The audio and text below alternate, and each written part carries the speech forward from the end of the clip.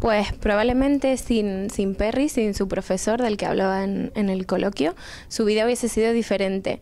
Esto ocurre también en las empresas, que los empleados suelen tener una especie de líder a quien seguir. ¿Se puede conseguir que los empleados consigan esta motivación a través de un líder?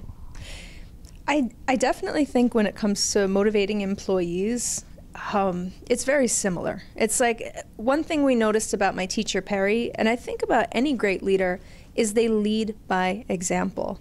But your employees, your students, someone looking up to a leader is watching everything they do. If you want to motivate people the way that Perry did to us, I think that it's really about integrity. And what I mean is a very simple way is what I say, what I do.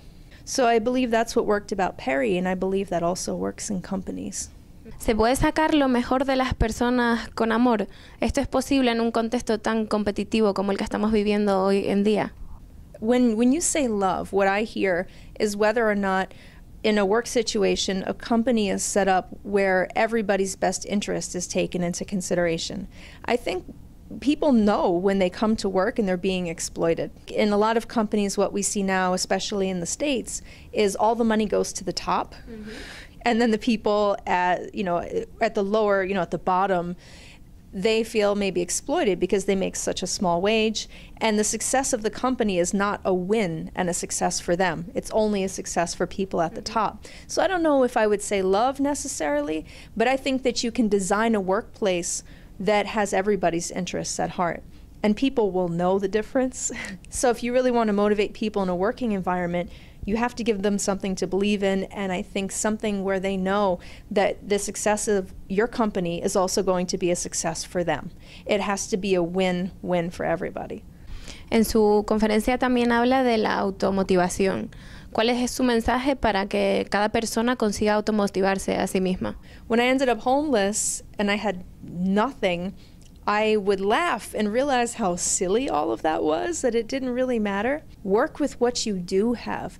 Be grateful for the things you do have. We're not entitled to anything, so if you have your health, you're blessed. If you have even a single person in this world who you love and loves you, you're blessed. That's a wealth. That's a privilege. Just being here is a privilege. So I would say what really helps motivate is on an individual level, let go of caring so much about all the things you don't have.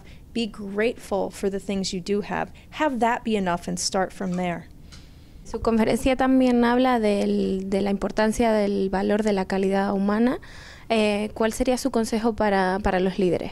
When I think of the workplace and I think of, especially the global economy is in bad shape right now, and people are clamoring for jobs, and when I think of, motivating people and kind of what message to leave them with, especially as it applies to the workplace, is I keep hearing people talk about what they want to get from a job, and they want benefits, they want money, they want to receive.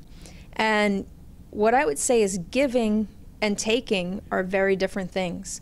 And when you're reaching out to a workplace to find a job, or you are lucky enough to have one, I would say, maybe turn that around. Ask yourself, what can I contribute to this environment? What is something that I can give? And if you come from a place of contribution, people's experience of you is entirely different. You can walk into a place and people won't even know what they've been moved by, but they've been moved. I think letting go, what can I receive? What can I receive? Make that secondary. The first thing is step one, what can I contribute? And that is an elevated conversation that moves people. It's what can I contribute would be a great question to lead with.